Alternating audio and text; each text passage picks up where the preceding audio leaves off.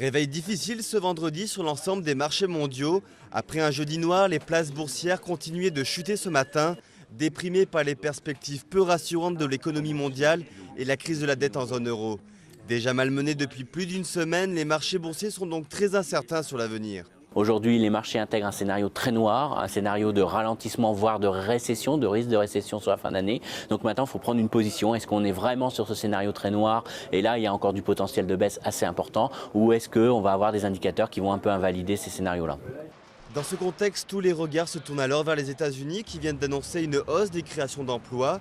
Les investisseurs y verront peut-être un indice positif sur la santé de la première puissance économique mondiale. Côté européen, les gouvernements se mobilisent pour soulager les investisseurs, inquiets d'une contagion de la crise de la dette à l'Espagne ou à l'Italie. Le plus urgent est de rassurer les marchés. La Banque Centrale Européenne a un crédit encore énorme et finalement ce sont les signaux qui sont transmis par la Banque Centrale Européenne qui sont les plus importants. Eh bien, s'il le faut, il faut que la Banque Centrale Européenne aille encore plus loin, par exemple en rachetant de la dette espagnole et de la dette italienne sur les marchés secondaires. Avant le week-end, les marchés restaient très nerveux. En Asie, la bourse de Tokyo ferme en dévissant de 3,72%. En Europe, Londres termine à moins 2,71%, Francfort à moins 2,78% et Paris à moins 1,26%.